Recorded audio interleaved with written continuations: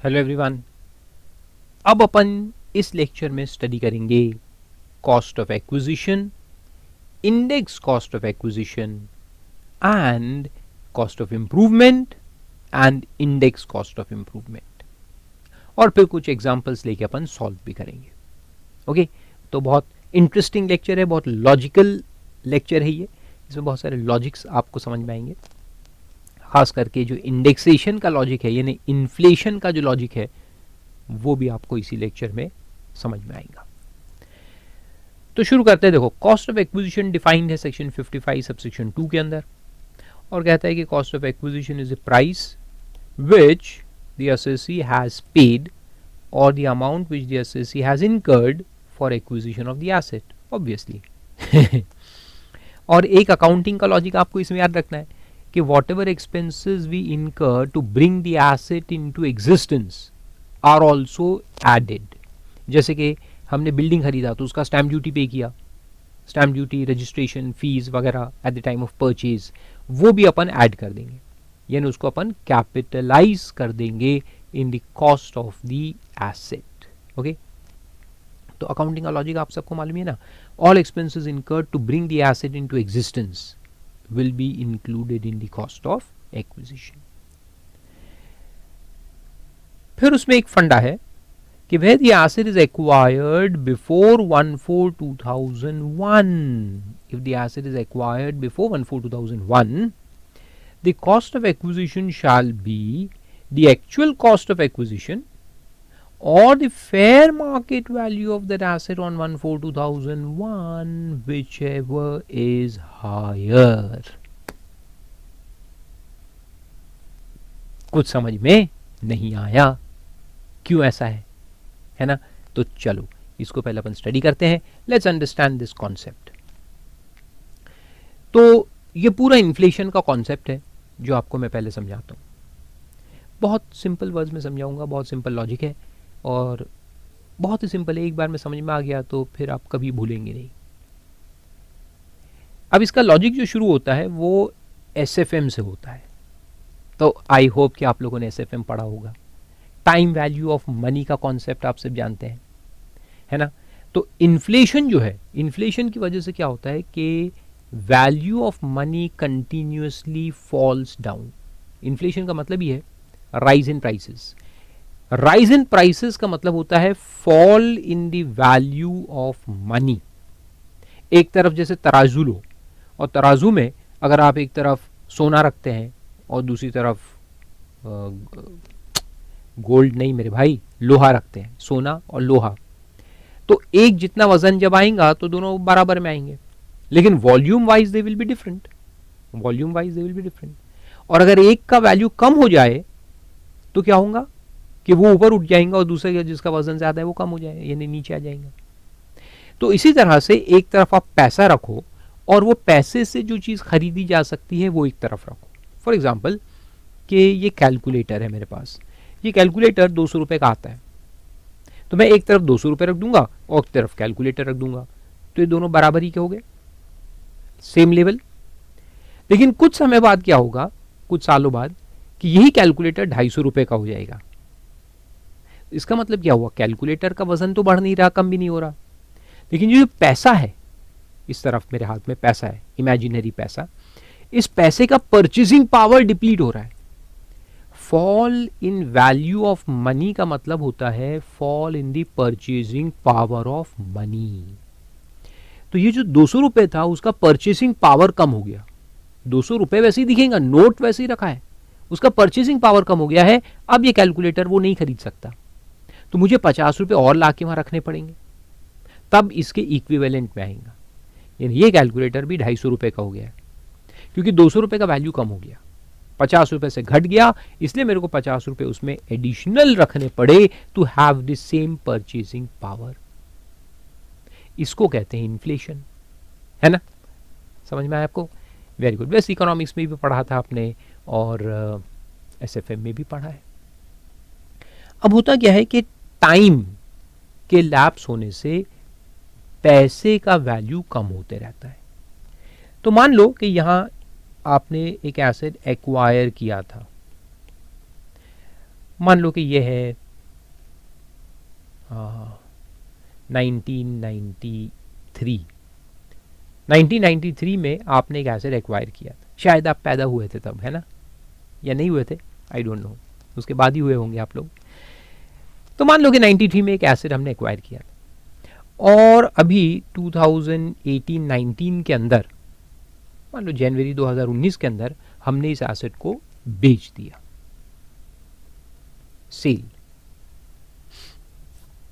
अब यहां का मेरा परचेज प्राइस मिलेगा, तो यहां का कॉस्ट ऑफ एक्विजिशन जो था हमारा, वो था मान लो 10 रुपए, और अभी हमने उसको सेल किया है, तो अभी का जो सेल प्राइस है वो है 230। तो 10 रुपए का परचेज प्राइस था, और आज मैंने 230 में उसको बेचा है। तो क्या अपन ये 10 रुपए को इससे कंपेयर करके ऐसा बोल सकते हैं कि अगर 220 का प्रॉफिट हुआ है? नहीं। ये जो इंक्रीमेंट दिख रहा है, ये इंक्रीमेंट के दो हिस्से होते हैं, देयर आर टू पार्ट्स। एक तो इन्फ्लेशन है, जैसे मैंने कहा था यहाँ 200 रुपये रखे थे, लेकिन 200 रुपये अभी सेम चीज़ को बाई नहीं कर सकते, तो हमने 50 रुपये ऐड किए, फिर 20 रुपये ऐड किए, फिर 10 रुपये ऐड किए। हर साल कुछ ना कुछ वैल्यू डिप्लीट हो रहा है। वो डिप्लीट जो हो रहा है उसको फुलफिल करने के लिए, यानी सेम परचेजिंग पावर पे लाने के लिए हमको पैसे ऐड करने पड़ते हैं। वो जो अमाउंट ऐड होते गया उसको हम कहेंगे इन्फ्लेशन। ओके, उसको कहेंगे इन्फ्लेशन। और उसके ऊपर अगर कुछ प्राइस आया है तो वो है प्रॉफिट, वो है रियल प्रॉफिट। तो ये 10 रुपए यहां जो परचेसिंग पावर रखता था, पीपी ऑफ 10, इसको अगर मैं यहां कंपेयर करूं तो वो सेम पीपी अगर मेरे को लेना है, सेम परचेसिंग पावर, तो मेरे को चाहिए 190। यानी 10 रुपए में इन्फ्लेशन ऐड कर करके वो 190 हो गया। तो इसको मैं कहूंगा इन्फ्लेटेड कॉस्ट ऑफ 10 रुपीज। तो ये है ओरिजिनल कॉस्ट ऑफ एक्विजिशन, ये ओरिजिनल कॉस्ट है, और उसका ये क्या बना, इन्फ्लेटेड कॉस्ट। तो मैंने क्या किया कि इतने सालों का, यानी 1993 से लेके 2019 तक का इन्फ्लेशन ऐड किया। तो अगर इतना इन्फ्लेशन ऐड करूं तो मेरे को ये अमाउंट आया। तो इस अमाउंट को हम इन्फ्लेटेड कॉस्ट भी कहते हैं, और यहां पे कैपिटल गेन चैप्टर में हम उसको क्या कहेंगे, इंडेक्स्ड कॉस्ट ऑफ एक्विजिशन। तो इस तरह से उसका इंडेक्स करना है, तो ये इंडेक्स कॉस्ट आएगा। फिर इसको मैं कंपेयर करूंगा सेल प्राइस से। तो अब जो ये डिफरेंस है 40 रुपए का, ये है मेरा रियल प्रॉफिट, जिस पे मुझे टैक्स लगेगा। क्योंकि ये जो इंक्रीज हुआ है ये कोई प्रॉफिट थोड़ी है, ये तो इन्फ्लेशन की वजह से ये पंप्ड अप प्राइस है। इन्फ्लेशन की वजह से प्राइस पंप अप हो रहा है, that is not profit. Why should I पे टैक्स ऑन इन्फ्लेशन? इन्फ्लेशन को इनकम होती है क्या? नहीं, कॉस्ट का बढ़ोतरी होता है। Inflation is increase in cost, not profit. और अगर अपन पूरे ये डिफरेंस को टैक्स कर दे 220 को, तो वो तो बहुत ही नाइंसाफी हो जाएंगी। तो इसलिए गवर्नमेंट ने कहा है कि ठीक है, अगर एसेट बहुत लॉन्ग टर्म है, देखो आप लॉन्ग टर्म यानी वही 12, 24, 36 से ज़्यादा, तो ये ज़्यादा ही दिख रहा है, तो इसलिए अपन उसको इंडेक्स करेंगे। इंडेक्स करके जो इंडेक्स कॉस्ट है उसको कंपेयर करेंगे सेल प्राइस से, फिर अपने को मिलेगा रियल प्रॉफिट या लॉस एज द केस में बी। अगर आपका सेल प्राइस 190 से ज़्यादा है तो प्रॉफिट आएगा, और अगर आपका सेल प्राइस 190 से कम है तो लॉस भी आ सकता है। ओके, तो अब सवाल ये पैदा हुआ कि how do we do this, ये कैसे करना है, इसका कोई फॉर्मूला होना चाहिए। How this is done, how to add inflation to the cost, सवाल पैदा हुआ। तो ये अब मैं आपको समझाता हूं कि कैसे ऐड होता है। तो यहां पर एक कट ऑफ पॉइंट गवर्नमेंट ने दिया है 1/4/2001, ये कट ऑफ पॉइंट। तो अगर अपना एक्विजिशन 1993 का है, ठीक है, तो और अपना सेल जो है ये 2019 का है, तो 93 से लेकर के 2001, 1/4/2001, इस दौरान में, इस बीच में, इस समय में जो इन्फ्लेशन हुआ होगा वो प्राइस में रिफ्लेक्ट करेगा। यानी ये एसेट का जो फेयर मार्केट वैल्यू यहां पे होगा वो fair market value obviously inflation को ऐड करके ही आएगा, इन्फ्लेशन को ऐड किया तो फेयर मार्केट वैल्यू दिखेगा ना, तो fair market value will increase every year, the prices rise because of inflation. तो यहां पर जो हमने परचेज किया था 10 रुपए में किया था, और उसी चीज का फेयर मार्केट वैल्यू यहां पे हो चुका है 43 because of inflation, inflation add हो के ये प्राइस बढ़ गया है। तो हम क्या करेंगे कि ये कॉस्ट को रिप्लेस करके 43 को कॉस्ट मान लेंगे। तो ये जो इन्फ्लेशन हुआ इसको एडजस्ट करने के लिए गवर्नमेंट ने क्या बोला कि आप कॉस्ट ऑफ एक्विजिशन क्या लोगे एसेट का, आप कॉस्ट ऑफ एक्विजिशन क्या लोगे एसेट का, question mark, what will you take cost of acquisition, the actual cost और the fair market value of 1/4/2001 whichever is higher, यानी 43। तो अपन 43 को यानी 10 और 43 इज इक्वल टू 43, तो मैं 43 को कॉस्ट ले लूंगा। अच्छा, आप कहोगे sir whichever is higher क्यों बोला, हर बार ऐसे ही बोलना था ना कि 1/4/2001 का जो फेयर मार्केट वैल्यू उसी को ले लो। अरे लेकिन कभी कभी उल्टा भी तो हो सकता है ना, अरे ये भी तो हो सकता है कि प्राइसेस गिर गए मार्केट में डिफ्लेशन का भी तो हो सकता है ना कॉन्सेप्ट, इन्फ्लेशन जैसे वैसे डिफ्लेशन भी होता है। तो मान लो कोई एसेट में डिफ्लेशन है, यानी कि ओरिजिनल कॉस्ट ज़्यादा है और फेयर मार्केट वैल्यू कम है, अगर अपन जो कम वाला है उसको रिप्लेस कर देंगे तो 80 को नुकसान हो जाएगा ना।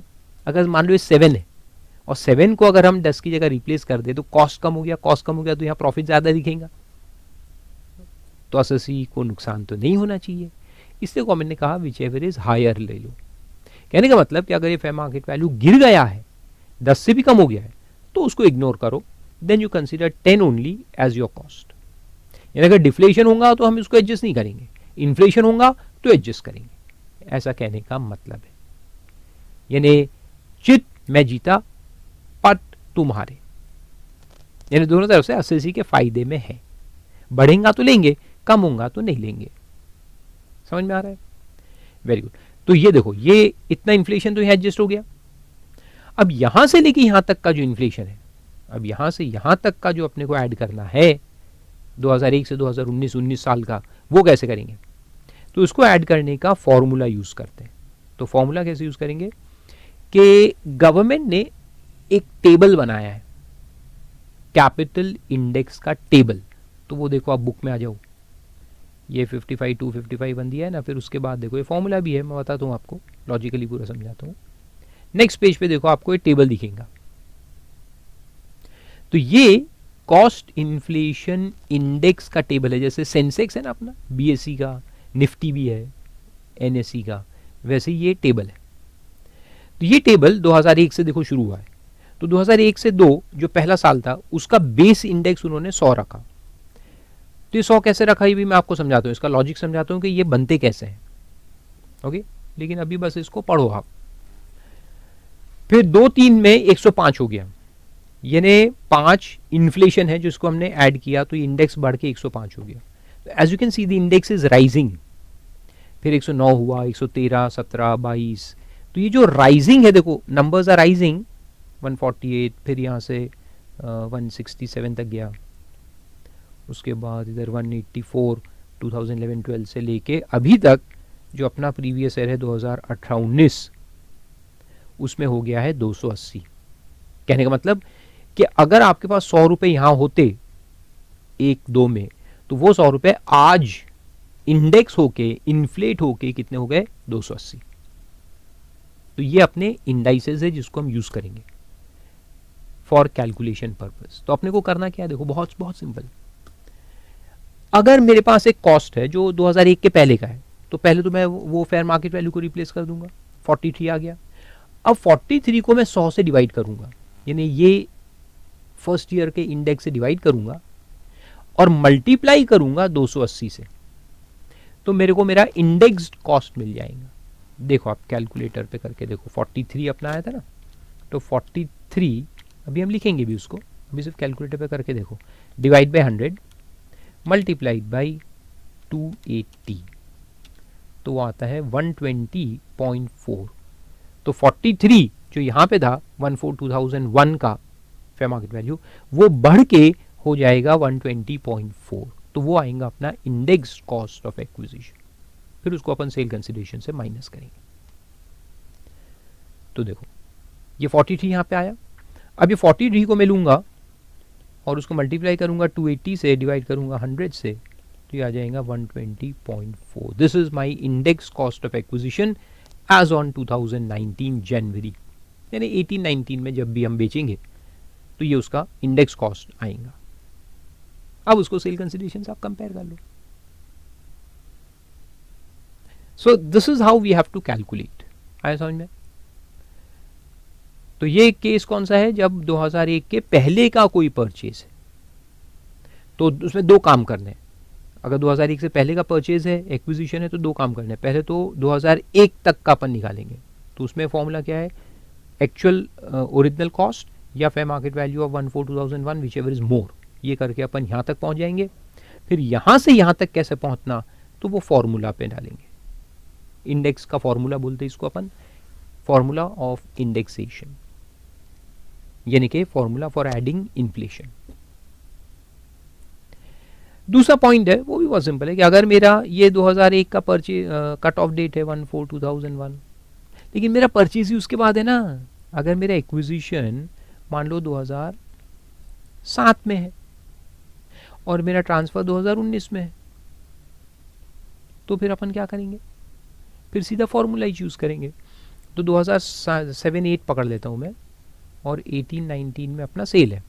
तो अगर 7-8 में मेरा एक्विजिशन कॉस्ट 52 रुपीज़ का है, ओरिजिनल कॉस्ट, तो इसको अपन इंडेक्स कैसे करेंगे, इसको इंडेक्स कैसे करेंगे, 52 इंटू मल्टीप्लाइंग में हमेशा क्या लेना है अपने को, 18-19 का इंडेक्स। तो ये जो यहाँ तक का निकालना है ना, तो ये जो इंडेक्स है 18-19 का जो इंडेक्स है 280, ये अपन न्यूमरेटर में लेंगे, और डिनोमिनेटर में कौन सा इंडेक्स लेंगे, एक्विजिशन का इंडेक्स। तो एक्विजिशन है 7-8, तो 7-8 का इंडेक्स देखो कितना है, 7-8 का जो इंडेक्स है वो डिनोमिनेटर में लेना है।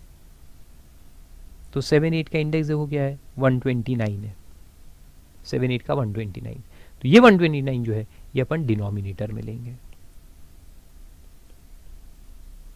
अब करो कैलकुलेशन, तो 52 इंटू 280 डिवाइडेड बाई 129, तो ये आता है,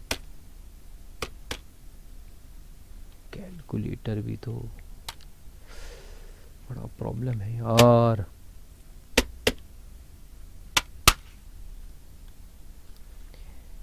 क्या बताऊं मैं आपको भी, इलेक्ट्रॉनिक चीज़ें क्या है कि कोई भरोसा नहीं रहता।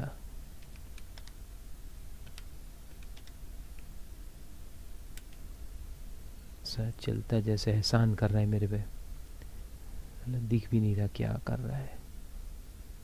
तेरी की तो फेंको इसको, मोबाइल है ना, मोबाइल किस काम में आएगा। इसमें भी तो रहता है ना, कैलकुलेटर कहाँ रहता है तुम लोगों को मालूम है क्या, रहता तो है। रुक जाओ 2 मिनट जरा रुको। यस मिल गया, 52 divided by 129 and multiplied by 280, 112.868 index cost. Simple. तो इस तरह से अपन करेंगे। अब चलो इसके पीछे लॉजिक में आपको लेके जाता हूं और ये बताता हूं कि ये इंडेक्स का जो टेबल देखा अपन ने, ये कैसे बना। तो रिवर्स में चलते हैं, तो फिर बुक में आ जाओ।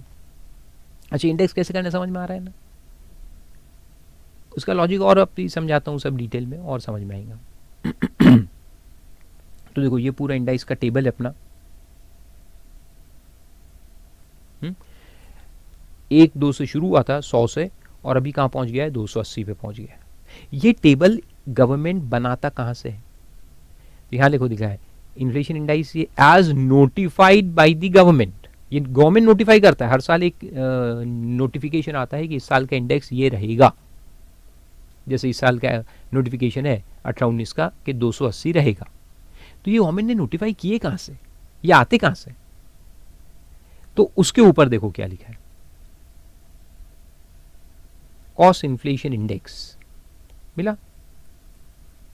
ये कहां से आता है देखो, तो इसमें बोला है, ये डेफिनेशन उसकी, in relation to a previous year, मान लो कि 18-19 अगर प्रीवियस ईयर है, so in relation to previous year 18-19 means such index as the government may having regard to 75% of the average rise in consumer price index for urban non-manual employees। वो technical फंडा है, उसको भूल जाओ, consumer price index ही याद रखो। For the immediately preceding previous year to such previous year, notification in the official gazette specify in this behalf. यानी गवर्नमेंट नोटिफाई करेगा, कैसे करेगा, ऑफिशियल गैजेट में नोटिफाई करेगा, लेकिन क्या कैसे नोटिफाई करेगा, by having regard to 75% of the average rise in consumer price index for the immediately preceding previous year. Immediately preceding previous year इसका क्या होगा, 17-18। यानी 17-18 में जो सीपीआई का इंक्रीज होगा, तो एवरेज इंक्रीज इन सीपीआई जो होगा उसका 75% कंसिडर करके 18-19 का इंडेक्स गवर्नमेंट नोटिफाई करेगा। आ रहा है कुछ समझ में? 17-18 में जो सीपीआई का इंक्रीज होगा, और सीपीआई का एवरेज इंक्रीज का मतलब होता है इन्फ्लेशन रेट। तब और उसके पीछे चलो, सीपीआई क्या है? सीपीआई जो है ना, ये इन्फ्लेशन का मेजरमेंट है।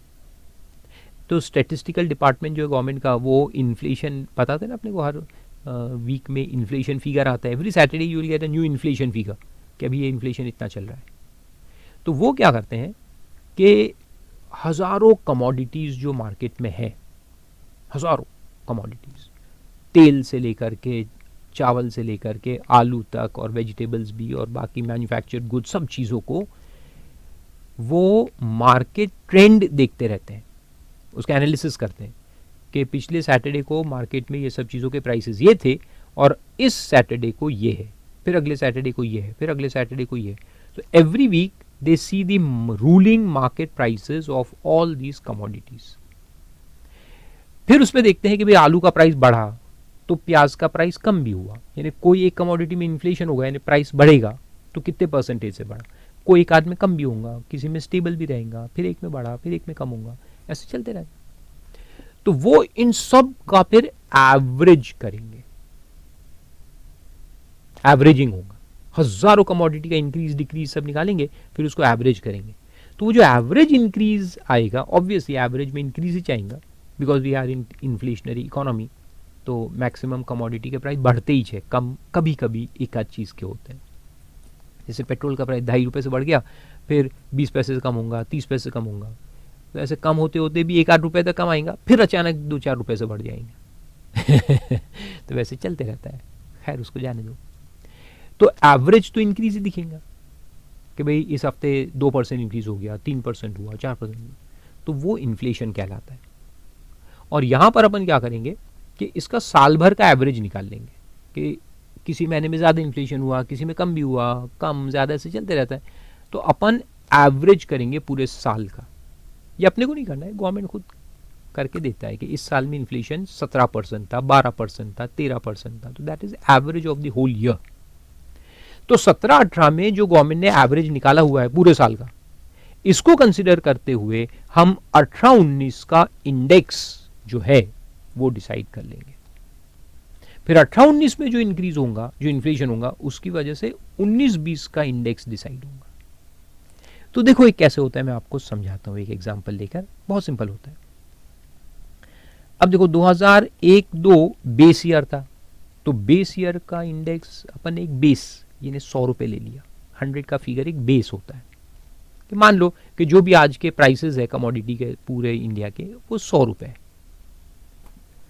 अब इंक्रीज इन सीपीआई, तो 2001-2 में जो इंक्रीज हुआ होगा सीपीआई में, अगर ये 12% का इंक्रीज है, यानी 12% इन्फ्लेशन चला 1-2 में, तो इसका 75% कंसिडर करके 2002-3 प्रीवियस ईयर का इंडेक्स निकलेगा। यानी 1-2 का इन्फ्लेशन ऐड करके 2-3 का इंडेक्स आता है। तो अपन सीधा 12% ऐड नहीं कर देंगे, अपन उसका 75% ऐड करेंगे। तो 12% का 75% कितना हुआ? 9 हुआ। 12 का 75 9 होता है। तो इसका 75% ऑफ 12 इज इक्वल टू 9% से अपन 100 को इंक्रीज करेंगे। तो 100 कितना हो जाएगा? 109 हो जाएगा। अब वहां कंपेयर मत करना, अभी टेबल निकालेंगे सर गलत बता रहे आप, वो तो 105 है। अरे मैं एक एग्जाम्पल ले रहा हूँ, मुझे थोड़ी मालूम है उस साल इन्फ्लेशन क्या था। अगर आपको रिवर्स कैलकुलेशन करना है तो रिवर्स कैलकुलेशन करके आप इन्फ्लेशन निकालो। अगर 105 है 5 से बड़ा तो 5 डिवाइड बाई 75 करोगे तो इन्फ्लेशन रेट मिल जाएगा। तो उतना इन्फ्लेशन हुआ होगा जिसका 75% 5 आएगा, तो इसलिए वो 100 को बढ़ाकर उन्होंने 105 कर दिया। ओके। फिर इसी तरह से 2-3 में अपन देखेंगे कि कंज्यूमर प्राइस इंडेक्स कितने से बढ़ा। तो अगर इस साल का इन्फ्लेशन मान लो कि 8% ही रहा, तो 8% का 75% यानी 6% से अपन 109 को इंक्रीज करेंगे। तो अब 109 आ गया है। 109 को 109 इंटू 6% ऐड,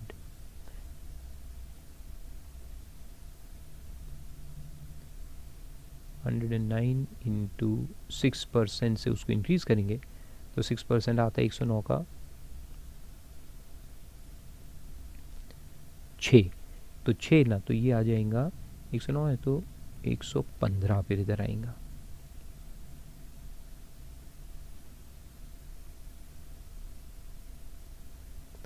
यानी 6.54। अब उसको राउंड ऑफ करते हैं तो 6.54 को मैं क्या करूँ? 7 कर दूँ। 7 कर दूंगा तो ये 109 से आ जाएगा 116, 3-4 का। और इस तरह से फिर चलते रहेगा। So every year we get these figures. ये फिगर गवर्नमेंट ही अपने को निकाल के देगा, अपने को एग्जाम में निकालने को नहीं आएगा। ये जनरल नॉलेज है, मैं आपको बता रहा हूँ। ओके।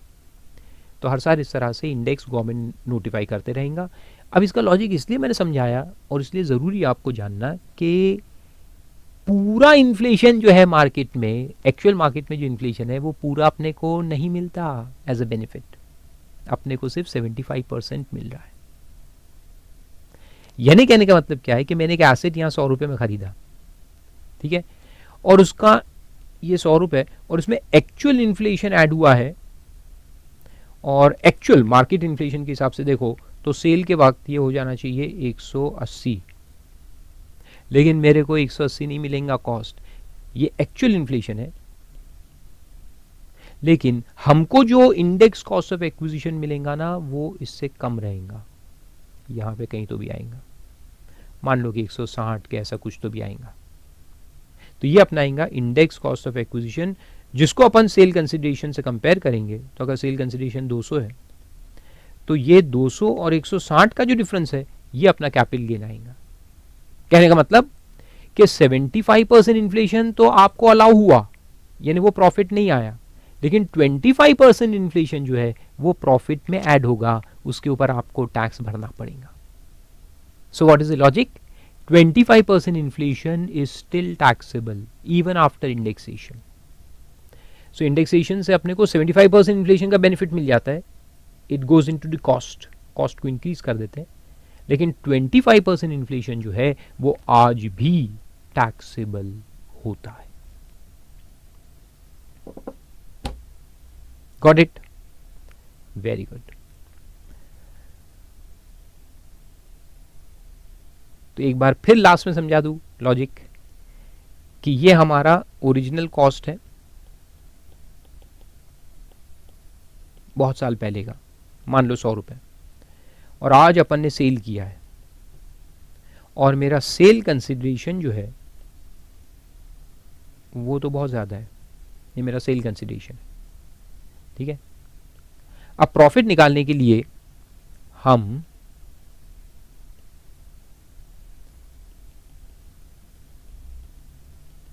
अगर सीधा मैं 100 रुपये माइनस करूं, जो कॉस्ट है उसको प्लेन अगर माइनस करूं तो इतना पूरा मेरा प्रॉफिट दिखेगा। लेकिन जैसे मैंने कहा कि ये पूरा प्रॉफिट टैक्सेबल नहीं होना चाहिए, क्योंकि 100 रुपये की इधर की कीमत वैल्यू और वही 100 रुपये आज आप कंपेयर नहीं कर सकते, ये तो बहुत साल पहले की बात है। तो इसलिए अपने को प्रेजेंट वैल्यू निकालना है, ऑफ कोर्स विद 75% इन्फ्लेशन। तो ये जो 100 रुपए है इसमें अपन 75% इन्फ्लेशन जो है उसको ऐड कर देंगे, तो वो अपना आएगा इंडेक्स कॉस्ट ऑफ एक्विजिशन। तो ये इन्फ्लेशन जो है 75% ये मैं ऐड कर देता हूँ इस कॉस्ट में, तो ये मुझे आता है इंडेक्स कॉस्ट ऑफ एक्विजिशन, जो कि हो सकता है मान लो 126। अब ये 126 को मैं सेल कंसिडरेशन जो है 140 उसमें से माइनस करूंगा, और ये जो है ये मेरा प्रॉफिट आएगा, लॉन्ग टर्म कैपिटल गेन।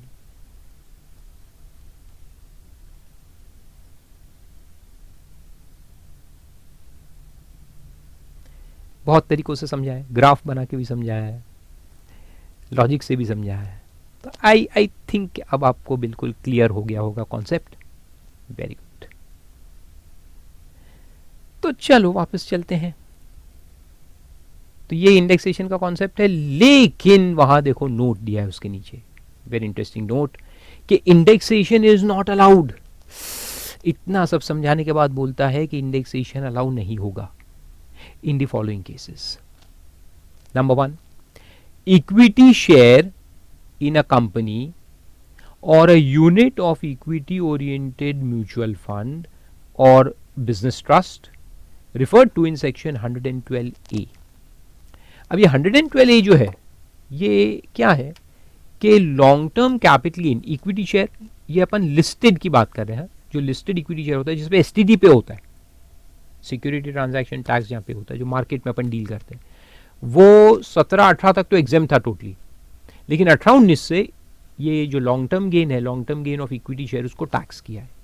इसको भी बाद में डिटेल में अपन डिस्कस करेंगे आने वाले लेक्चर्स के अंदर, उसमें पूरा समझाऊंगा मैं आपको कि किस तरह से टैक्स होता है, शेयर्स पे टैक्स किस तरह से। लेकिन अभी स्टार्टिंग में है तो जान लो कि ये जो लिस्टेड कंपनी के शेयर्स है, रिलायंस के शेयर्स वगैरह हम मार्केट से खरीदते हैं, बेचते हैं, उसमें एसटीटी लगता है, सिक्योरिटी ट्रांजैक्शन टैक्स।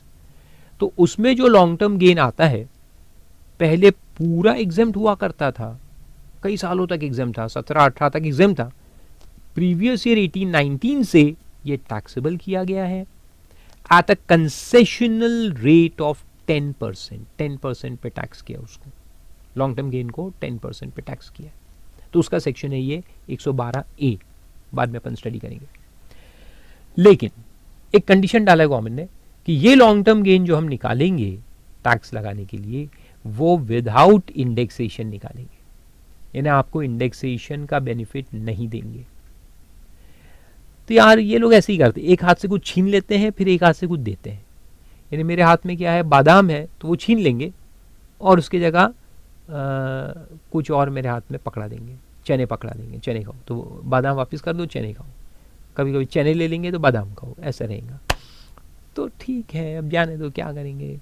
गवर्नमेंट का इंटेंशन भी क्या है, साफ नहीं रहता है, नीयत खराब है कि पूरा दो तो भाई पूरा दो, नहीं, पहले कुछ छीनेंगे फिर कुछ देंगे। तो इंडेक्सेशन का जो बेनिफिट था वो छीन लिया, और दूसरी तरफ कहा कि ठीक है 10% टैक्स लगाएंगे, ऐसा है। नहीं तो क्या होना था कि 20% टैक्स है, normally long term tax is 20%। तो देखा जाए तो कभी कभी तो एसोसिएट्स को नुकसान भी हो सकता है। कैसे, देखो मैं आपको समझाता हूं।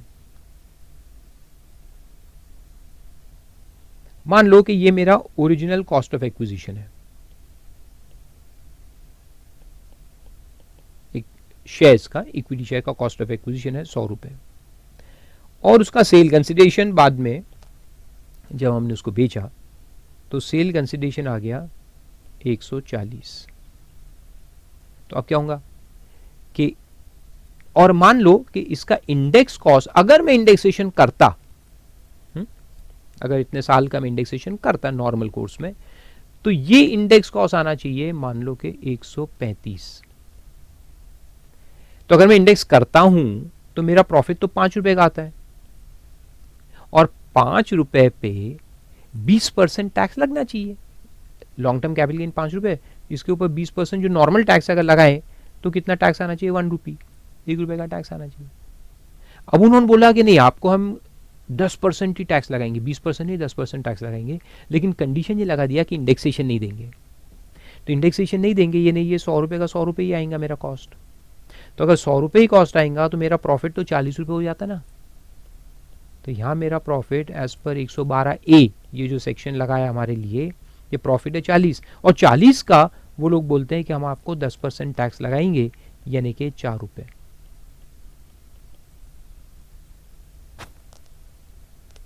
नुकसान हो सकता है, कहा ना मैंने। तो ये 112A में नुकसान भी हो सकता है, क्योंकि अगर इंडेक्सेशन अच्छा खासा है और उसका अगर लॉस हो जाए तो अपने को नुकसान भी हो सकता है।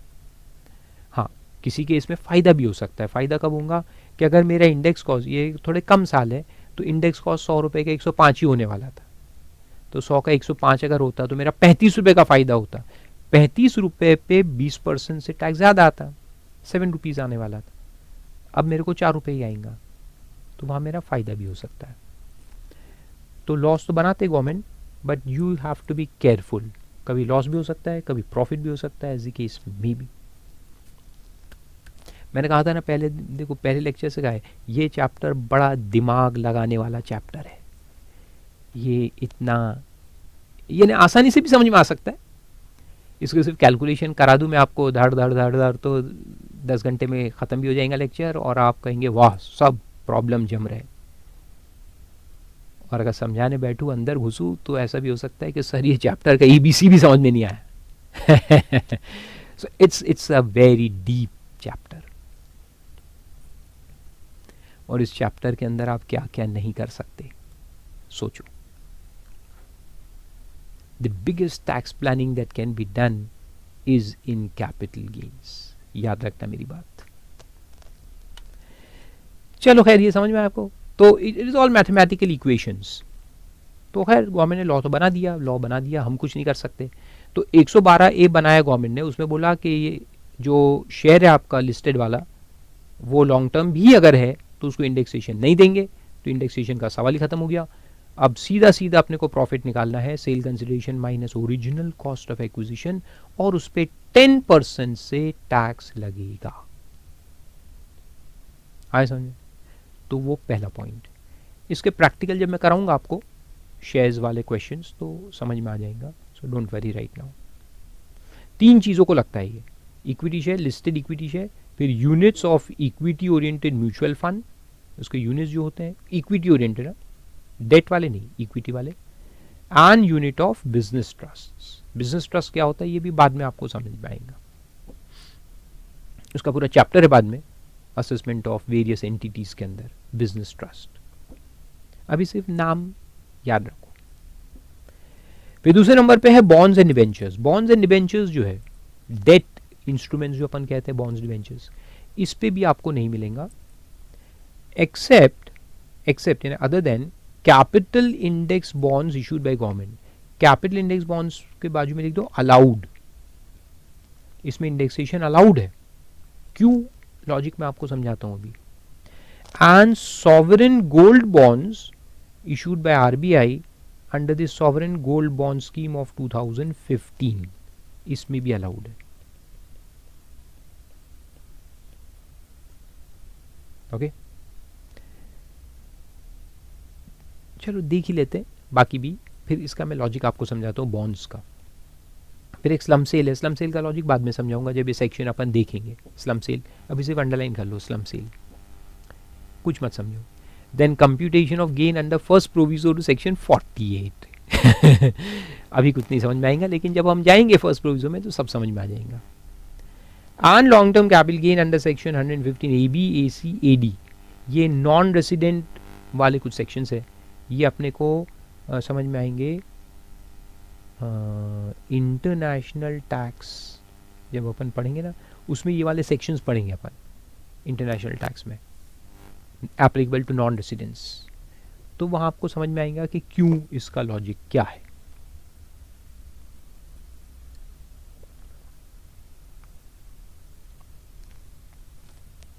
अभी बस मैं इतना ही बता सकता हूँ कि नॉन रेसिडेंट्स को भी कुछ concessional rates of tax government ने लगाए हैं। तो क्योंकि गवर्नमेंट ने बोला कंसेशनल रेट ऑफ टैक्स लगा रहे हैं, जैसे यहाँ 112A के अंदर है, सेम लॉजिक यहाँ पे, क्योंकि आपको कंसेशनल रेट ऑफ टैक्स हम लगा रहे हैं इसलिए इंडेक्सेशन नहीं देंगे। पूरा कैपिटल गेन निकालो ओरिजिनल कॉस्ट से कंपेयर करके, और उस पर कंसेशनल रेट ऑफ टैक्स आप पे कर दो। ठीक है, अब ये बॉन्ड्स का लॉजिक मैं आपको समझाता हूं क्या है, इसका लॉजिक समझना जरूरी है, जैसे शेयर्स का समझा वैसे। तो बॉन्ड्स में क्या होता है, देखो ये बॉन्ड्स एंड डिबेंचर्स जो है ना, ये एक विचित्र तरह के एसेट है। अब देखो ये थोड़ा सा गहराई में समझना पड़ेगा। ओके, रेडी हो ना? Very good. बाकी कोई भी अगर अपन एसेट ले, जैसे कि फॉर एग्जांपल के लैंड अगर अपन ले ले, लैंड बिल्डिंग या कोई भी एक एसेट ले, तो इसके अंदर क्या होता है कि यहाँ जब हमने एक्वायर किया और बाद में अपन ने उसको ट्रांसफर किया, तो जो इन्फ्लेशन है ना वो उसकी कीमत में यानी वैल्यू में इंक्लूड होते जाता है। तो लैंड की जो कॉस्ट थी, कॉस्ट में इन्फ्लेशन ऐड होते जाता है और वो ऐड हो के फिर वो इंक्रीज होते जाता है। Cost keeps increasing because of inflation, means inflation is added to cost, उसका डायरेक्ट असर कॉस्ट पे होता है। Cost keeps increasing means the value keeps increasing because of inflation, तो ये प्रेजेंट वैल्यू आ जाता है उसका। लेकिन बॉन्ड्स डिबेंचर्स में ऐसा नहीं होता। पूछो भाई क्यों नहीं होता? वेरी गुड, पूछना जरूरी है। वो इसलिए नहीं होता क्योंकि बॉन्ड डिबेंचर्स में क्या होता है कि ये आपका ओरिजिनल एक्विजिशन किया तो कॉस्ट आया और बाद में उसका रिडेम्पशन होता है। नॉर्मली मार्केट में बेच भी सकते वैसे आप, रिडेम्पशन या ट्रांसफर जो भी बोलो, यू कैन सेल ऑल्सो और you can redeem it at the end of its life. तो अगर एक्विजिशन कॉस्ट 100 रुपए है तो इसके अंदर इन्फ्लेशन ऐड ही नहीं होता, उसका रिडेम्पशन वैल्यू भी नॉर्मली 100 रुपए ही होता है। रिडेम्पशन एट पार अपन बोलते हैं ना, रिडेम्पशन एट पार। तो फिर ये 100 रुपए जो मैंने यहां लगाया 5 साल का अगर बॉन्ड है, तो इन्फ्लेशन तो हुआ ना, तो इन्फ्लेशन मेरे को कैसे रिकवर होगा? अगर इन्फ्लेशन ऐड नहीं होगा तो how will I recover the inflation? In interest. तो यहां पे जो इसके साथ में इंटरेस्ट मिलता है, इतने समय का जो इंटरेस्ट अपने को मिलता है, वो इंटरेस्ट के अंदर इन्फ्लेशन होता है। So interest is a aggregation of inflation plus premium. Premium भी बोलो या रेंट, उसको रेंट बोलूंगा तो आपको समझ में आएगा। तो कैसे देखो, अगर मैं कोई एसेट आपको यूज करने को दूं, सपोज मेरा आपको कार मैंने दे दिया यूज करने के लिए, जाओ 1 महीना यूज करो, तो मैं रेंट चार्ज करूंगा ना। कोई भी एसेट जब हम दूसरे को देते हैं, बिल्डिंग दिया, एसेट्स दिए, तो हम रेंट चार्ज करेंगे। तो रेंट क्या होता है? Premium for use of my asset, है ना। तो वैसे पैसे में उसको प्रीमियम कहते हैं।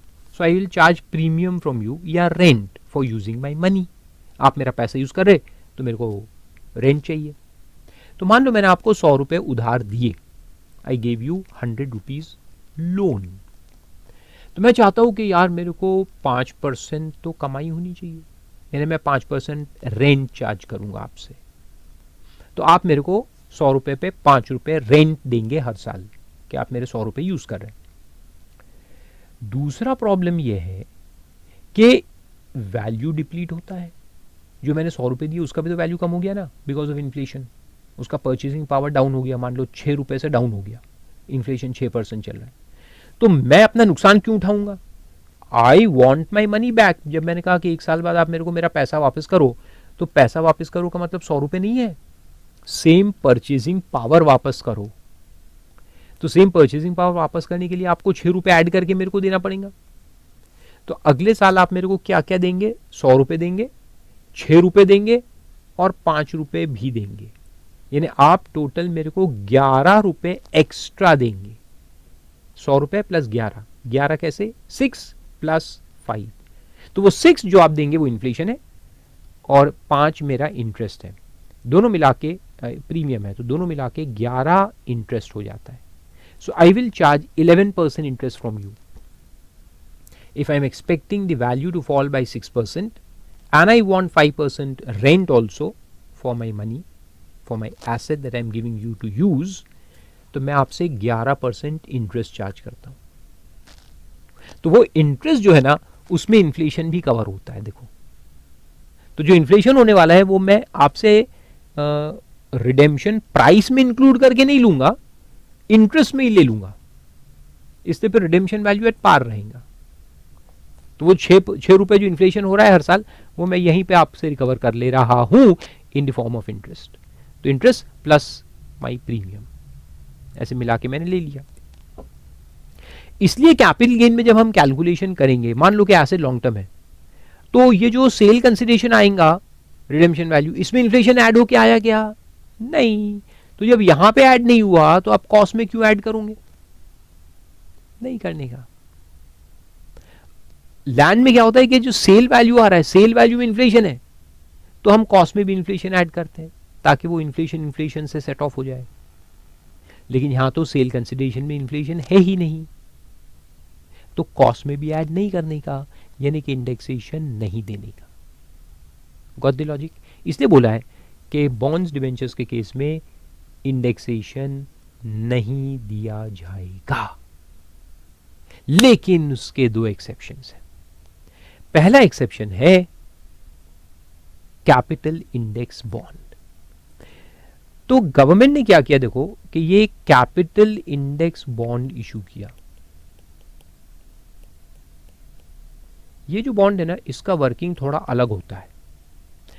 इसमें अगर गवर्नमेंट ने इशू किया है 100 रुपए पे और ये इतने समय तक चलेगा, तो इसमें इतने समय का इंटरेस्ट भी मिलता है। तो गवर्नमेंट ने क्या कहा कि इंटरेस्ट में से जो अपन बोल रहे थे ना कि इसमें इन्फ्लेशन भी इंक्लूड होता है, inflation plus rent, interest is equal to inflation पर प्लस रेंट, तो गवर्नमेंट ने इन्फ्लेशन को यहां से हटा दिया है। तो कैपिटल इंडेक्स बॉन्ड एक ऐसी चीज होती है जिसमें इन्फ्लेशन इंटरेस्ट में नहीं मिलता, उसको एक्सक्लूड कर दिया। तो मान लो 6 + 5 गवर्नमेंट अपने को वैसे देता नॉर्मल बॉन्ड में, तो यहां पे ये 6 नहीं देगा, यहां सिर्फ अपने को 5% देगा रेंट, ठीक है। और ये इन्फ्लेशन जो हमको यहां नहीं दे रहा है वो रिडेम्पशन में देगा ऐड करके। तो रिडेम्पशन जब होगा इसका, तो रिडेम्पशन में ओरिजिनल कॉस्ट प्लस इन्फ्लेशन मिला करके वो हमको देंगे वापस। तो इन्फ्लेशन को यहां से हटा के यहां पे इंक्लूड कर दिया। क्यों किया, सबसे पहले अपन वो स्टडी करते, क्यों ऐसा करने की जरूरत क्या पड़ी। जरूरत जो है ना, तो एसएफएम से आपको समझ में आएंगी। ये जो हम तो बॉन्ड होल्डर्स हैं, हमने पैसा कंपनी को या गवर्नमेंट को दिया, तो गवर्नमेंट के लिए ये एक सोर्स ऑफ फाइनेंस है। Bonds debentures is a source of finance for the government और the companies as the case में भी, ठीक है। उनके लिए एक डेट इंस्ट्रूमेंट्स है, डेट फाइनेंसिंग। अब डेट फाइनेंसिंग में क्या होता है कि जैसे आज अगर गवर्नमेंट एक बॉन्ड इशू कर रहा है और आज का इन्फ्लेशन बहुत हाई है, 9% इन्फ्लेशन चल रहा है और लोग 4% इनकम भी चाहते हैं, तो गवर्नमेंट को 13% इंटरेस्ट पे बॉन्ड निकालना पड़ेगा। तो गवर्नमेंट ने 13% इंटरेस्ट पे बॉन्ड इशू कर दिया, 10 साल का बॉन्ड है, यानी हर साल गवर्नमेंट 13% इंटरेस्ट देते रहेगा। लेकिन साल 2 साल बाद अगर इन्फ्लेशन रेट गिर गया, इन्फ्लेशन रेट 4% पे आ गया, तो भी गवर्नमेंट ने जब बोल दिया 13 देंगे तो 13 तो देना ही पड़ेगा। तो गवर्नमेंट को नुकसान होता है ना, उनका कॉस्ट ऑफ कैपिटल बढ़ जाता है। गवर्नमेंट सोचता है यार अगर अपन आज इशू करते बॉन्ड तो अपने को 3 इन्फ्लेशन प्लस 4 रेंट मिला के 7% में काम हो जाता। तो over the life of bond कई बार ऐसा होगा कि इन्फ्लेशन बढ़ेगा, कई बार ऐसा होगा इन्फ्लेशन कम होगा। जब जब इन्फ्लेशन रेट कम होगा तो गवर्नमेंट को नुकसान हो रहा है, उनका कॉस्ट ऑफ कैपिटल जो है वो ज्यादा हो रहा है, कॉस्टली हो रहा है, because they are giving a fixed rate of interest that is 13%। तो गवर्नमेंट ने सोचा कि नहीं, हम ये इन्फ्लेशन जो फ्लक्चुएटिंग है इसको अलग कर देते हैं, इसको क्योंकि इंटरेस्ट रेट फिक्स्ड और इन्फ्लेशन रेट फ्लक्चुएटिंग, मामला कुछ जमता नहीं है। तो गवर्नमेंट ने कहा कि इन्फ्लेशन को हटा दो, लोगों को 5% चाहिए ना रेंट, दो उनको, और इन्फ्लेशन जो एक्चुअल में होगा, जो कंज्यूमर प्राइस इंडेक्स से मेजर हो जाएगा, तो वो जो एक्चुअल इन्फ्लेशन हुआ 4% हुआ या 8% हुआ या 12% हुआ, जो भी हुआ, वो एक्चुअल इन्फ्लेशन हम ऐड करके इन लोगों को रिडेम्पशन में दे देंगे। तो रिस्क खत्म हो गया, गवर्नमेंट का भी रिस्क खत्म हो गया और इन्वेस्टर का भी रिस्क खत्म हो गया। तो इन्वेस्टर नीड नॉट वरी कि मेरा इन्फ्लेशन बढ़ रहा है कि कम हो रहा है, गवर्नमेंट को भी कोई वरी नहीं है, जो भी होगा देख लेंगे, जितना भी इन्फ्लेशन होगा उतना आपको दे देंगे, फिकर नॉट, और ये रेंट भी देंगे। So this becomes a much stable kind of instrument. इतना सारा लॉजिक है उसके अंदर। ये तो उधर का लॉजिक हो गया। अब यहां कैपिटल गेन में क्या करेंगे, क्योंकि कैपिटल गेन में जब सेल कंसिडरेशन आएगा तो सेल कंसिडरेशन में इन्फ्लेशन इंक्लूड होगा, ये सेल कंसिडरेशन बनेगा ना टोटल, इसलिए हम जो कॉस्ट है उसके अंदर भी इन्फ्लेशन को ऐड करेंगे, यानी इंडेक्सेशन को ऐड करेंगे। तो इंडेक्सेशन को ऐड करेंगे, फिर ये इससे माइनस करेंगे, तो अपने को लॉन्ग टर्म कैपिटल गेन मिलेगा। इसलिए कैपिटल इंडेक्स बॉन्ड्स में इंडेक्सेशन देने का है, अंडरस्टूड। और नॉर्मल जो डिबेंचर्स बॉन्ड्स है उसमें नहीं देने का है, अंडरस्टूड, वेरी गुड। और दूसरा वो गोल्ड बॉन्ड, एक गोल्ड सर्टिफिकेट है, उसको तो कैपिटल एसेट नहीं मानते, वो उधर देखा था हमने, लेकिन ये जो गोल्ड बॉन्ड है उसको मानते हैं, वो टैक्सेबल है। 2015 के गोल्ड बॉन्ड्स,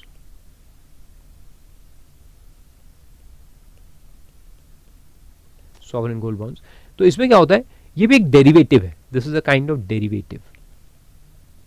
जिसमें मैंने आपको कहा था ना कि आप क्या करो कि आपके पास गोल्ड है, तो गोल्ड आप डिपॉजिट कर दो गवर्नमेंट के पास, और गवर्नमेंट आपको उसके बदले एक बॉन्ड दे देगा, फिर आप बॉन्ड कंटिन्यू करो और बाद में उसको बेचो, ट्रांसफर करो कभी तो भी। तो जो बॉन्ड है ना, ये एक्चुअली गोल्ड का ही रिप्रेजेंटेटिव है, और अगर गोल्ड है तो गोल्ड में तो इंडेक्सेशन मिलेगा ना, अगर गोल्ड अपन बेचेंगे तो इंडेक्सेशन मिलेगा, लेकिन बॉन्ड में कन्वर्ट कर लिया और आप कहोगे बॉन्ड में इंडेक्सेशन नहीं मिलेगा, तो लफड़ा हो गया ना। जबकि यहां बॉन्ड कोई मतलब का नहीं है, it is not a money bond, it is a gold bond, इसका अंडरलाइंग एसेट जो है वो गोल्ड है। तो इसलिए फिर गवर्नमेंट ने कहा कि कोई बात नहीं, क्योंकि ये बॉन्ड एक डेरिवेटिव ट्रांजैक्शन है और उसका अंडरलाइंग एसेट गोल्ड है, तो अपन बॉन्ड को गोल्ड ही मानेंगे, और गोल्ड अगर मानेंगे तो इंडेक्सेशन तो मिलेगा, तो इसलिए बॉन्ड को भी इंडेक्सेशन देना चाहिए। तो आपको इंडेक्सेशन अलाउड है।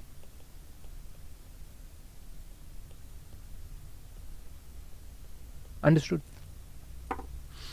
ग्रेट। भयंकर लॉजिक से सब, लॉजिक के बिना पढ़ोगे चैप्टर में बहुत आसान लगेगा, बहुत आसान लगेगा, सब रट्टा मार लो बहुत आसान, लेकिन एग्जाम में कुछ उल्टा पुल्टा पूछ लिया तो फिर गए काम से। और एग्जाम ही क्यों, आपका रियल एग्जाम तो शुरू होगा जब आप सीए बन जाएंगे। यस, क्लाइंट कितने आते हैं आपके पास और उनका काम किस तरह से करते हो, उस पे आपका रेवेन्यू डिपेंड करेगा। How much you earn will depend upon what service you give to your clients, remember. तो सीए एग्जाम पास करना इल्यूजन है, उससे कोई मतलब नहीं है। क्लाइंट कितने आते हैं और कितने क्लाइंट को आप खुश कर सके और कितने क्लाइंट का काम किया और किस तरह से किया, वो आपका रियल एग्जाम है। तो आपके जो करियर है ना, 30 साल आप काम करेंगे, वो 30 इयर्स का हर एक दिन आपका टेस्ट है। सीए फाइनल का एग्जाम टेस्ट नहीं है, रिमेंबर माई वर्ड्स, अगले 30 साल तक याद रखना, ठीक है। फिर उसके एक पेज पहले आओ तो ये समझ में इंडेक्सेशन का कॉन्सेप्ट समझा, बहुत सिंपल है, मैथमेटिक्स है बेसिकली।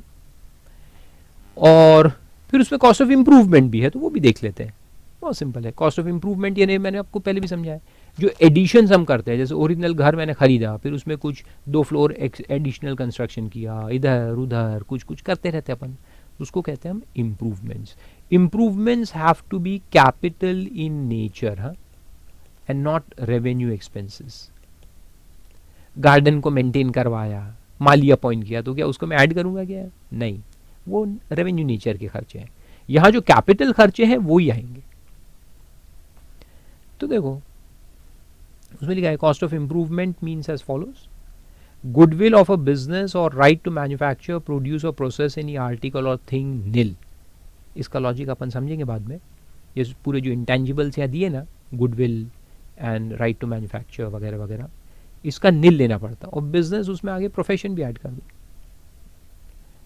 गुडविल ऑफ बिजनेस और प्रोफेशन, राइट टू मैन्युफैक्चर, इन्हें पेटेंट्स कॉपीराइट्स वगैरह जो रहते हैं, तो उसका इंप्रूवमेंट कॉस्ट नील लेना पड़ता है। ये मैं समझाऊंगा वक्त आने पर क्यों। And any other capital asset expenditure इनकर, जो भी इनकर किया आपने प्रायर टू 1401 अगर है, 2001 के पहले का है तो उसको भी नील लेना पड़ता है, यानी नॉट अलाउड। 2001 के पहले का इंप्रूवमेंट कॉस्ट है तो अलाउ नहीं होगा। क्यों अलाउ नहीं होगा? और उसके बाद का है तो अलाउ होगा। देखो, एक्सपेंडिचर इनकर्ड आफ्टर 14/2001 अगर है, then all expenses of capital nature incurred in making any addition or alteration to the capital asset by the assessee or the previous owner as prescribed under section 491, ये भी बाद में समझ में आएगा, अभी आप assessee मान के चलो। तो जो भी खर्चे अपन ने किए कैपिटल नेचर के in the form of additions और ऑल्टरेशंस, वो अपने को मिलेगा, और लॉन्ग टर्म है तो उस पर इंडेक्सेशन भी मिलेगा। ओके, लेकिन 2001 के पहले का है तो नहीं मिलेगा, 2001 के बाद का होना चाहिए तो मिलेगा। तो अब इसका लॉजिक समझाओ कि 2001 के पहले का है तो क्यों नहीं मिला, उसको नील क्यों बोला? बड़ा इंटरेस्टिंग लॉजिक है, देखो मैं आपको बताता हूं, वेरी इंटरेस्टिंग। अब देखो, ये 1993 में मान लो अपन ने एक घर खरीदा, एक्विजिशन, और इसका कॉस्ट था 10 रुपए, ठीक है। तो ये 1 फ्लोर का एक घर अपन ने खरीदा। फिर 1997 में फर्दर कंस्ट्रक्शन किया, एडिशंस किए, यानी इंप्रूवमेंट, तो इसमें सेकेंड फ्लोर हमने कंस्ट्रक्ट किया और इसका कॉस्ट भी आया मान लो कि 12 रुपए में एक और फ्लोर हमने चढ़ाए। फिर 2001 आया, 14/2001, तो 14/2001 को जब मैं फेयर मार्केट वैल्यू लेता हूं, ये हमने पढ़ा था, अगर 2001 के पहले का है तो हम कॉस्ट ऑफ एक्विजिशन क्या लेंगे, कॉस्ट ऑफ एक्विजिशन और fair market value whichever is higher. तो ये फेयर मार्केट वैल्यू जब मैं लेता हूं तो क्या मैं सिर्फ एक फ्लोर का लेता हूं, या अब क्योंकि यहां पे मेरी बिल्डिंग तो 2 फ्लोर की है, यहां खरीदा 1 फ्लोर था, ग्राउंड फिर एक कंस्ट्रक्ट किया, लेकिन यहां जो फेयर मार्केट वैल्यू लूंगा वो तो जो घर यहां पे एग्जिस्टेंस में है उसका लूंगा ना, जिसमें दोनों फ्लोर है। तो मेरा फेयर मार्केट वैल्यू तो दोनों फ्लोर का आ जाएगा ना। मान लो 30 फेयर मार्केट वैल्यू है, तो ये तो दोनों फ्लोर को कंसिडर करके है ना। अब मेरा कॉस्ट ऑफ एक्विजिशन क्या आता है, कॉस्ट ऑफ एक्विजिशन आता है मेरा 10 और 30 विच एवर इज मोर, इसको अपन इससे कंपेयर करते हैं और हम लेंगे विच एवर इज मोर, यानी कि 30। तो ये 30 जो है फेयर मार्केट वैल्यू जो मैंने लिया, इसमें इनडायरेक्टली ये एडिशन जो हुए थे उसका भी तो फेयर मार्केट वैल्यू कंसीडर हो गया ना। यस, तो अगर मैं 30 भी लूं एज कॉस्ट ऑफ एक्विजिशन और फिर मैं बोलूं कि 12 भी तो है मेरा कॉस्ट, इसको भी लो, इसको भी अलाउ करो एज ए डिडक्शन, तो डबल डिडक्शन हो जाएगा।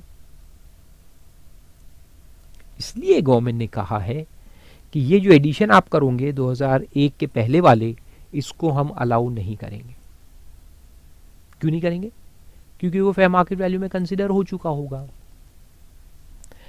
अब इसके बाद अगर कोई एडिशन किया, मान लो 2008 में फिर मैंने कुछ एडिशंस किए, एक और फ्लोर बनाया eight a cost of 36 lakh, तो यस अब ये अलाउ होगा, आगे ये अलाउ होगा, तो अपना कॉस्ट इधर आ जाएगा 30 एंड कॉस्ट ऑफ इंप्रूवमेंट 36, ये दोनों का डिडक्शन मैं बाद में लूंगा इंडेक्स करके, आए समझ। लेकिन अगर 2001 के पहले का है तो वो डिसअलाउ कर देने का है, डिसअलाउ, और एक काम नहीं करना है। ये पूरे लॉजिक में एक मिस्टेक है। आप कहोगे सर क्या क्या परेशान कर रहे हैं। परेशान देखो मैं नहीं कर रहा, गवर्नमेंट ने लॉ बनाया यार, मेरा काम पढ़ाने का है। मैं अगर बनाता ना तो इतने प्रॉब्लम आते ही नहीं।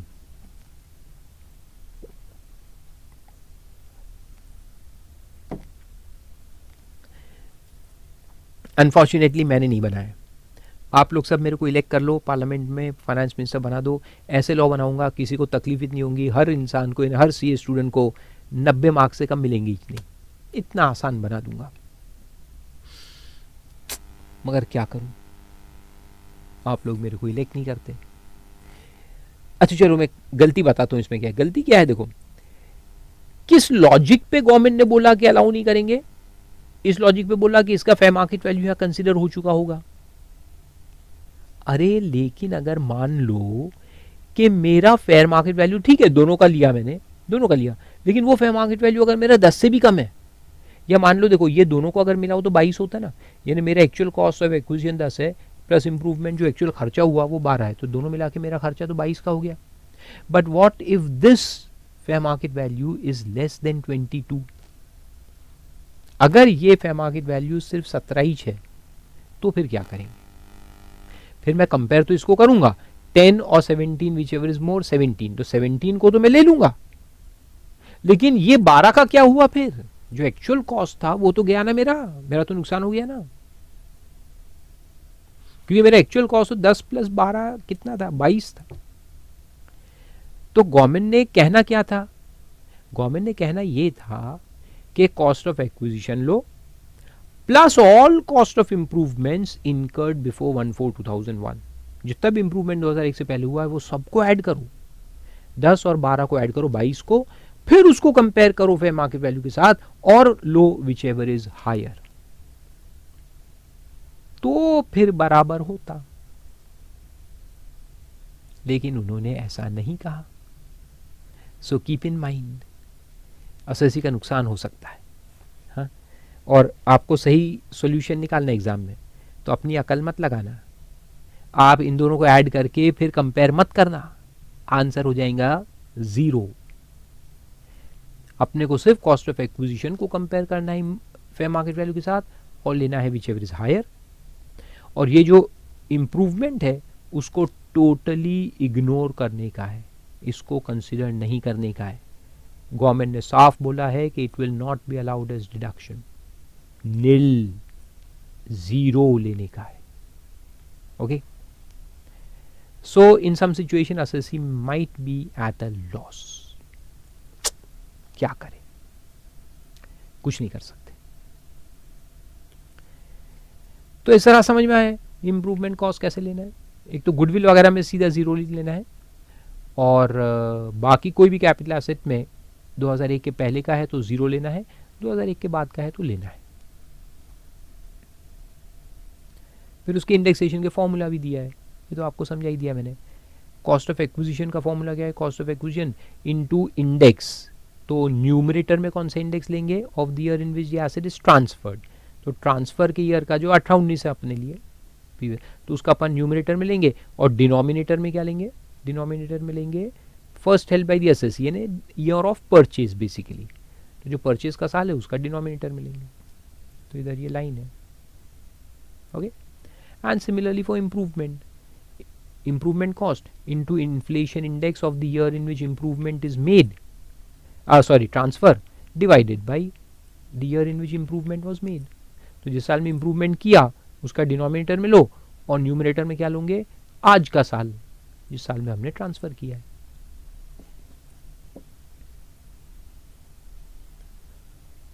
और इंडेक्स का टेबल भी आपके पास है तो हमेशा हम इसको यूज करेंगे। चलो तो एक दो एग्जांपल देख लेते हैं फटाफट, तो आपको समझ में आ जाएगा कैलकुलेशन कैसे करना है। तो आज चैप्टर कंप्लीट हो जाएगा अपना, फिर कल नया चैप्टर शुरू करेंगे जिसका नाम भी होगा कैपिटल गेन्स। तो देखो first example is of debentures. Miss Maya acquired 2000 debentures of X limited on 1 November 12 के है purchase at 100 rupees per debenture, and transfer the same on 15 January 19, यानी 18-19 का सेल है एट 113 पर डिबेंचर। तो पहले तो देखो डिबेंचर है तो अपन इंडेक्सेशन देंगे क्या? नहीं, सॉरी, एक्सट्रीमली सॉरी, अपने को स्टेप वाइज चलने का है। सबसे पहला स्टेप क्या है? Period of holding. देखो आप, जैसे मैं गलतियां करता हूँ, अब मैं तो टीचर हूँ, चल जाता है, मेरे को एग्ज़ाम थोड़ी देना है, लेकिन आप लोग नहीं कर सकते, क्योंकि एग्ज़ाम में एक गलती हुई कि मार्क्स 0 सीधे। आपको बिल्कुल स्टेप वाइज चलने का है। तो सबसे ये सिंपल क्वेश्चंस होते तो आप ये कर डालेंगे कुत्तों भी बीच में, नहीं, कितना भी सिंपल क्वेश्चन हो, यू फॉलो द स्टेप्स। सबसे पहले आप पीरियड ऑफ होल्डिंग निकालो, तो पीरियड ऑफ होल्डिंग आएगा 1 नवंबर 12 से लेकर 15 जनवरी 19, लिख दो वहां 1 नवंबर 12, एक्चुअली 2 नवंबर से लेते हैं, लेकिन खैर एग्जाम में 1 नवंबर लिखा चलता है, लेमैन टर्म में अपन 1 नवंबर से ही चलते हैं, टू 15 जनवरी 19 डिबेंचर्स है। अब बताओ कि ये डिबेंचर्स एक्स लिमिटेड के हैं, x limited and public company के डिबेंचर्स है। तो जब भी पब्लिक कंपनी के डिबेंचर्स हो और कुछ दिया नहीं हो कि ये लिस्टेड है कि अनलिस्टेड है, तो अपने को अज्यूम करना है कि ये लिस्टेड है। पब्लिक कंपनी है ना, तो पब्लिक कंपनी के डिबेंचर्स नॉर्मली लिस्टेड ही होते हैं, लिस्टिंग कंपलसरी। आप लोगों ने लॉ पढ़ा, सेबी, वेरी गुड। तो सेबी के पूरे गाइडलाइंस पढ़े, आईसीडीआर गाइडलाइंस। मैं भी एक ज़माने में लॉ पढ़ाता था, अभी भी मेरे लेक्चर्स आपको यूट्यूब पे मिलेंगे, डाल दिए मैंने ऐसे ही 2-3 साल पहले, बंद कर दिया था पढ़ाना, लेकिन I used to teach law. तो सेबी गाइडलाइंस के हिसाब से पब्लिक कंपनी अगर डिबेंचर्स इशू करती है, पब्लिक इशू ऑफ डिबेंचर्स, तो उसको लिस्टिंग कराना कंपलसरी है। तो इसलिए इसको डीम क्या करेंगे अपन कि लिस्टेड है। तो लिस्टेड डिबेंचर्स है तो कितना टाइम पीरियड देखना पड़ेगा, 12 महीने के 36 महीने, 12 महीने है ना। तो इसलिए यहाँ पर अपन देखो 2012 से 2019, 12 महीने से ज़्यादा है ना, वेरी गुड। तो यहाँ लिख दो मोर देन 12 मंथ्स। अब कैलकुलेट करते मत बैठना, एग्जाम में टाइम वेस्ट करूंगे, साला कितने दिन हुए, एग्जैक्ट नंबर ऑफ डेज नहीं दिख रहा है ना, 12 महीने से ऊपर है, तो लिख दो मोर than 12 months, therefore long term capital asset.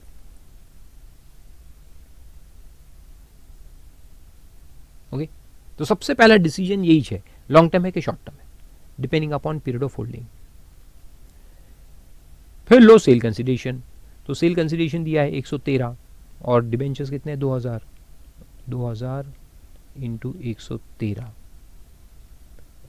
यार कल मैं नया कैलकुलेटर लेके आऊँगा, 2000 इंटू 113, अरे मर गया रे, मोबाइल भी कैसे कैसे काम करता है।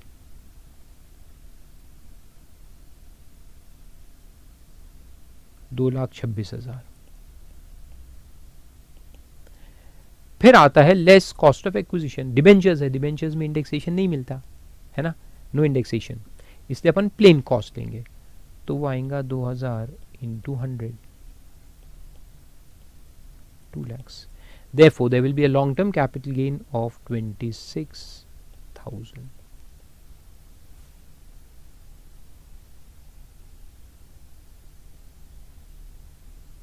आया समझ? Very simple.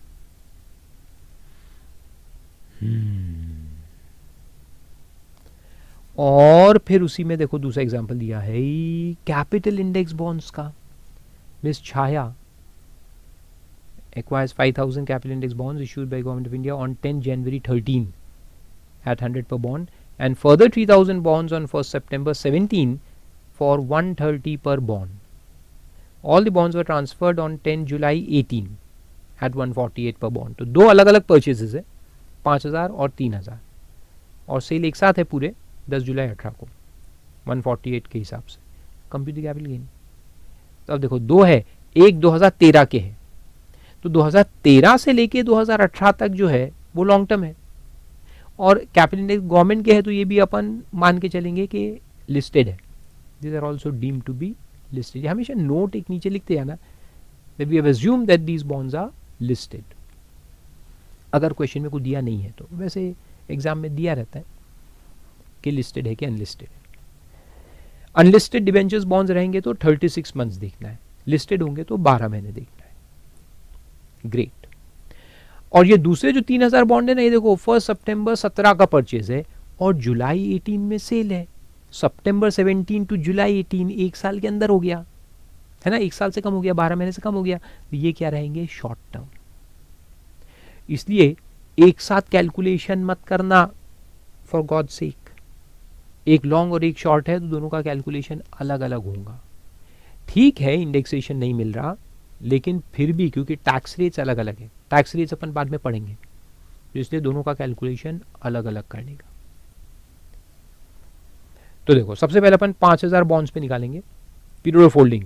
तो पीरियड ऑफ होल्डिंग लिख दो 10 जनवरी 13 to 10th of July 18 date of transfer तक, more than 12 months, therefore long term capital asset. Long term capital asset लिखना है LTC ए, हाँ LTC जी मत लिखना वहाँ, LTC ए। फिर सेल कंसिडरेशन ले लो, सेल कंसिडरेशन कितना है 148 है, तो ये अपन लेंगे कितने हैं 5000 इंटू 148, 5000 इंटू 148 ये आता है 7,40,000। आए आप सबका? ग्रेट। साथ साथ में कैलकुलेटर लेके कैलकुलेट करते जाओ और मेरे लिए रुकने की ज़रूरत नहीं है। अगर आपको आगे बढ़ना है आगे भी बढ़ जाओ और फिर चेक करते रहो कि आपका आंसर मेरे से टैली हो रहा है क्या। अगर आप गलत हो तो सही कर लेना, अगर मैं गलती हूँ तो मेरे को ईमेल कर देना कि सर आपके कैलकुलेशन में मिस्टेक था। होता है कभी कभी, मैं गॉड तो नहीं हूँ। ठीक है, अब देखो ये कैपिटल इंडेक्स बॉन्ड्स है इसलिए अपन इसमें इंडेक्सेशन देंगे। ओके, तो कॉस्ट देखो पहले कितना है, कॉस्ट है तुम्हारा 100 रुपये, तो इसको लिखना कैसे देखो 5000 इंटू 100, ये अपना ओरिजिनल कॉस्ट आया 5000 इंटू 100 इंटू इंडेक्सेशन देना है। तो इंडेक्सेशन के लिए मेरे पास अलग से मैंने लिस्ट बना के नहीं रखा है, तो देखो न्यूमरेटर में अपन लेंगे 18-19 का, ट्रांसफ़र 18-19 में है, जुलाई 18 है ना 18-19, तो 18-19 में ट्रांसफ़र है, तो आप इसको न्यूमरेटर में लो तो 280 आएगा न्यूमरेटर में, और डिवाइड करो किससे, जनवरी 13। लोग इसमें भी गलती करते हैं, जनवरी 13 है तो 13-14 का ले लेंगे। अरे नहीं मेरे भाई लोग, जनवरी 13 कहाँ पे आता है, 12-13 में आता है। इंडेक्स का टेबल निकालो, यस 12-13 में देखो कितना था, 12-13 में 200 था, 200, तो 200 लो,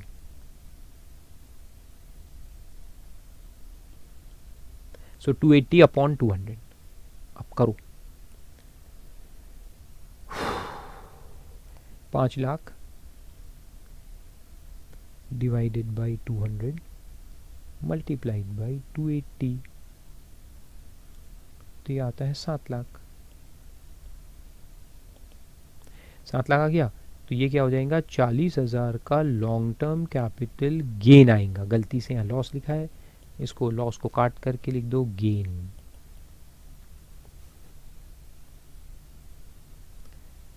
So there is a long term capital gain of 40,000 after indexation। ये हो गया।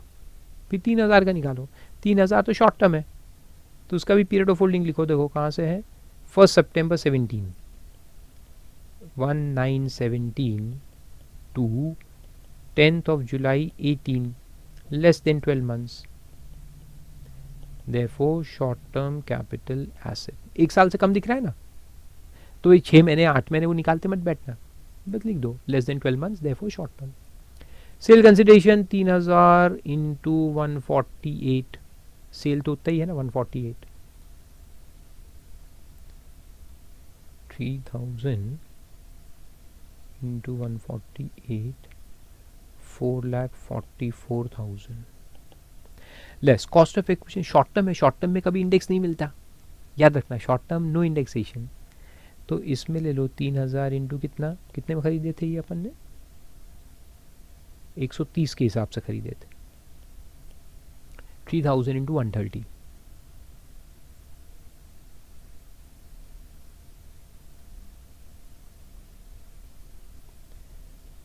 $3,90,000। तो शॉर्ट टर्म कैपिटल गेन कितना आ गया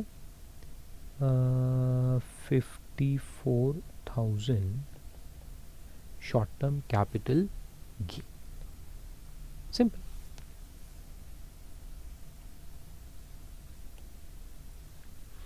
गॉट इट। ऐसे 4 मार्क 5 मार्क के क्वेश्चन आते एग्जाम में, वेरी सिंपल। स्टेप्स वही रहेंगे, 4 steps.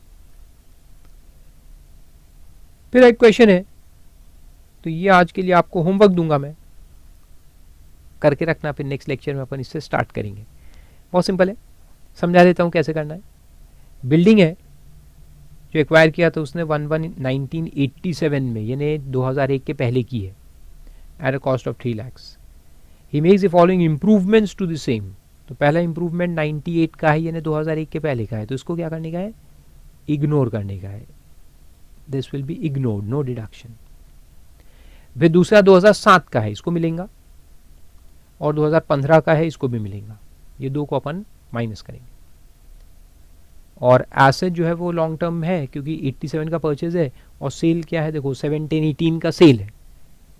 The transfer takes place on 17-18, so it is long term for a consideration of 99 lakhs। Stamp value on that date was 106। तो अपन क्या लेंगे, stamp value को लेंगे, प्रोवाइडेड कि वो 105% से ऊपर हो। तो देखो है क्या, 99 में 5% ऐड करो, तो क्या करो, 99 lakhs इंटू 105%, तो 1 crore 5 lakhs आता है एंड समथिंग। मेरे पास कैलकुलेटर नहीं है, और ये 106 है, यानी कि 105% से ज्यादा है, तो इसलिए अपन इसको लेंगे 106। तो ये अपना बनेगा sale consideration. 1 crore 6 lakhs will become sale consideration. इसमें से 3 चीजें माइनस होंगी। कॉस्ट जो है, अच्छा कॉस्ट 3 लाख है, लेकिन ये 87 का है, तो अपन क्या कॉस्ट लेंगे, ये वाला, या fair market value of 2001, which ever is more. तो वो भी दिया होगा, देखो fair market value on 141 was 450, तो कॉस्ट क्या आएगा, 3 लाख या 4,50,000, विच इज मोर 4,50,000। तो ये बनेगा अपना cost of acquisition. So this is my cost of acquisition, जिसको मैं इंडेक्स करूंगा, डिवाइड बाय 100 मल्टीप्लाई बाय 280। फिर उसमें ये लूंगा 5 लाख डिवाइड बाई 7-8 का इंडेक्स मल्टीप्लाइड बाई 280। फिर ये लूंगा 4 लाख डिवाइडेड बाई 14-15 का इंडेक्स मल्टीप्लाइड बाई 280। कैलकुलेट करके कैपिटल गेन निकालने का है। और ये क्वेश्चन है 6 मार्क्स। कितना सिंपल है, करूंगी इसको, वेरी गुड। इसको करके रखना, कल अपन इससे शुरू करेंगे। वेरी सिंपल क्वेश्चन, और फिर नेक्स्ट पॉइंट पे कंटिन्यू करेंगे।